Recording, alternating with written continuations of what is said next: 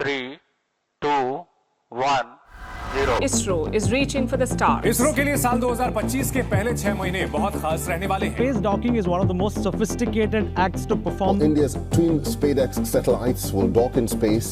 7 January 2025 India has launched its first space docking mission. एक ऐसा दिन जो भारत के स्पेस प्रोग्राम के इतिहास में लिखा जाएगा। Vital stepping stone in its bid to become a space superpower. अंतरिक्ष में 2 सैटेलाइट को जोड़ने की तैयारी है। इसरो के स्पेसएक्स मिशन का एम एक ऐसी टेक्नोलॉजी को मास्टर करना है जो आज तक सिर्फ 3 देश यूएस, रशिया और चाइना के पास है।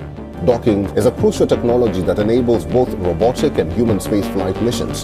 If successful, India will join a small elite group of nations. ये एक एक्सपेरिमेंट नहीं, एक कदम है भारत के स्पेस एम्बिशंस को नए आसमान तक ले जाने का।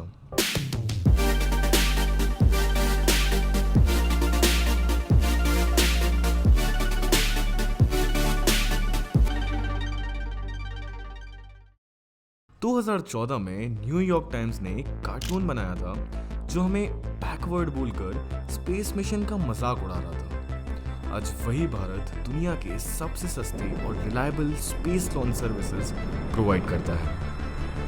But the big question is SpaceX mission आखिर है क्या? 2 सैटेलाइट को जोड़ने वाला दुनिया का चौथा देश भारत बन जाएगा। India has launched a new mission. ये एक एडवांस्ड स्पेस डॉकिंग एक्सपेरिमेंट है, एक प्रोसेस जिसमें 2 स्पेसक्राफ्ट्स ऑर्बिट में आपस में जुड़ते यानी डॉक होते हैं।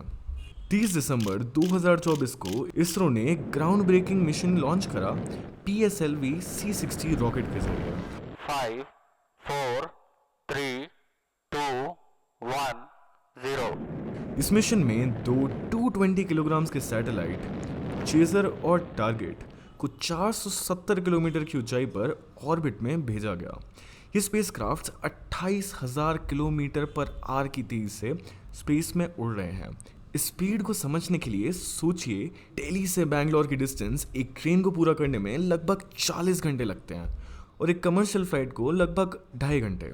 लेकिन ये स्पेसक्राफ्ट इसी डिस्टेंस को सिर्फ 3 मिनट में तय कर सकता है। जी हाँ, Delhi to Bangalore in just 3 minutes. इस मिशन का ऑब्जेक्टिव है स्पेस डॉकिंग टेक्नोलॉजी का ट्रायल करना, जो फ्यूचर के ह्यूमन स्पेस मिशंस और इंडिया का खुद का स्पेस स्टेशन बनाने के लिए क्रिटिकल है। तो ये जानते हैं कि आखिर काम कैसे करता है। तो चेजर स्पेसक्राफ्ट अपनी स्पीड एडजस्ट करता है, पहले 28,000 किलोमीटर पर आवर और धीरे धीरे 27,999 किलोमीटर पर आवर तक, ताकि चेजर और टारगेट स्पेसक्राफ्ट के बीच की रिलेटिव स्पीड ऑलमोस्ट 0 हो जाए। अगर स्पेसक्राफ्ट का अलाइनमेंट सिर्फ 1 मिलीमीटर भी ऑफ हो जाए तो ये मिशन पूरा फेल हो सकता है। दोनों स्पेसक्राफ्ट्स टेक्निकली अभी भी 28,000 किलोमीटर पर आवर की स्पीड से ही उड़ रहे हैं, लेकिन उनकी स्पीड्स इतनी परफेक्टली सिंक्रोनाइज होती हैं कि रिलेटिव मोशन 0 लगता है और डॉकिंग पॉसिबल हो पाती है। लेकिन द मेन क्वेश्चन इज, आखिर हम ये सब कर क्यों रहे हैं? असल में ये मिशन एक बेस प्रिपेयर कर रहा है एक ऐसे फ्यूचर के लिए जहां भारत अपना खुद का स्पेस स्टेशन बनाएगा और मून पर इंडियन एस्ट्रोनॉट्स भी भेजेगा।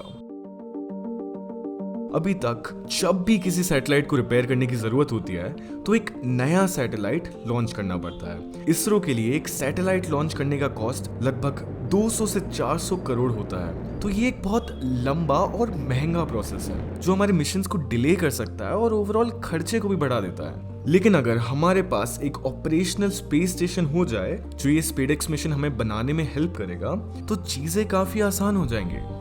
6 महीनों में इसरो के वैज्ञानिक 6 बड़े मिशन लॉन्च करेंगे। गगनयान मानव मिशन की तैयारी में एक रोबोट को अंतरिक्ष में भेजा जाएगा। मार्च के आसपास दुनिया का सबसे महंगा सैटेलाइट निसार लॉन्च किया जाएगा। ऑर्बिट में पहले से ही रिपेयर और मेंटेनेंस टीम प्रेजेंट होगी जो डायरेक्टली वहां से काम कर सकेगी।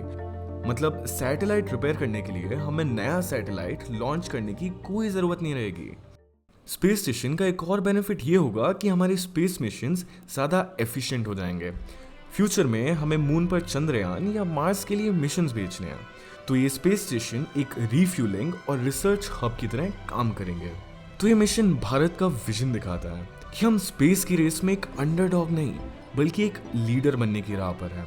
आगे क्या होगा ये तो समय ही बताएगा, लेकिन एक बात तो क्लियर है, हम सबको इसरो पर काफी गर्व है।